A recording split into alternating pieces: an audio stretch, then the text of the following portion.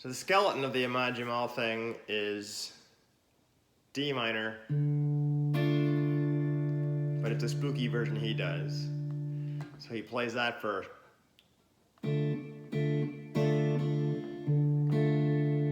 six beats, and then he does a little 2/5 of C, F, and then he plays a B flat major, A minor, G minor, and then finally a C sus.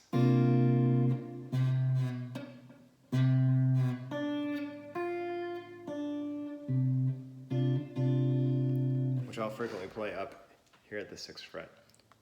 You make like a B flat major triad shape, but you put a C in the bass. They call that a C sus 7. You can play it down here too.